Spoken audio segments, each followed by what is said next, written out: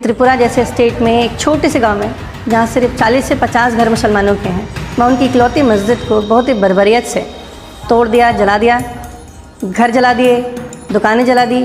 कैसे मस्जिद में तोड़फोड़ की गई और उनका निशाना क्या था, मकान दुकान से लेकर जो जलाए फूके गए, उसके साथ साथ मस्जिद पर खास तौर पर जो हमला था वो उसके पीछे क्या इरादे हो सकते हैं, उन इरादों को दिखाऊंगा, समझाऊंगा।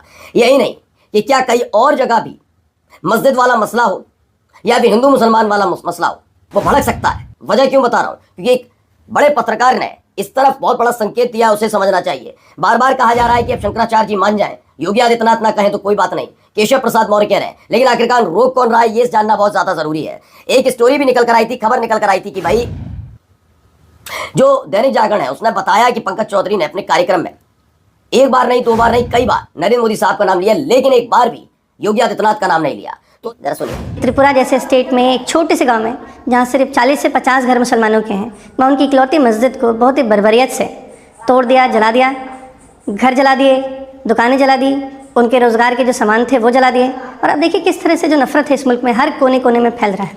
10 जनवरी को जब भीड़ आई, यहाँ के इमाम के साथ मारपीट किया, उनके पासपोर्ट, आधार, सारे डॉक्यूमेंट जला दिए, उनसे पैसे छीन लिए, और इस मस्जिद में जो जो चीज़ें वो जला सकते थे जला दिया, जो जो चीज़ें वो तोड़ सकते थे उन्होंने तोड़ दिया, जो जो चीज़ें वो ले जा सकते थे वो लेके चले गए। अगले दिन पुलिस आती है, सारे सामान को सफाई करके पानी से धुल के चले जाती है, ताकि कोई ट्रेस नहीं रहे, ताकि इस पर बात नहीं हो।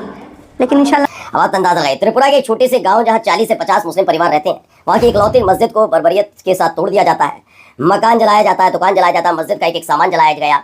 और खास बात यह है कि इसमें आरोप पुलिस वालों पर भी लगता है कि किस तरीके से उसे साफ करके चले जाते हैं। आरोप जो लगाए गए हैं वो भाई साहब ये गए वहां पर वो लगा रहे हैं। चलिए अगली खबर पर आते हैं। इसी बात पर ध्यान रखिएगा, यूपी पर ध्यान रखिएगा। युद्ध सूत्र के हवाले से खबर है। अभिषेक उपाध्याय बड़े पत्रकार, उन्होंने कहा कभी भी संभल, बरेली, मस्जिद, मजार, लव जिहाद, मीनार से जुड़े मामले भभक सकते हैं, जिस लिहाज से संकट गहराया हुआ है। सलाहकारों ने सलाह दे दी है। भीषण आंतरिक असंतोष और जबरदस्त अक्षमता की राजनीति अपने बचाव के लिए फिर से वही पुराना ब्रह्मास्त्र चलने की तैयारी में है। हालांकि देखना होगा इसके आगे क्या होता है क्या नहीं, लेकिन फिलहाल जिस तरह के हालात है उसमें ये बात तो क्लियर हो गई है कि फंसे हुए लोग अपने को संभालने के लिए किसी भी हद तक जाए कोई बड़ी बात नहीं है। इस देश में राजनीति और राजनेताओं का एक एक चरित्र हम देख चुके हैं, तो समझाने और बताने की जरूरत नहीं, इसलिए वाकई सचेत रहने की बहुत ज्यादा जरूरत है।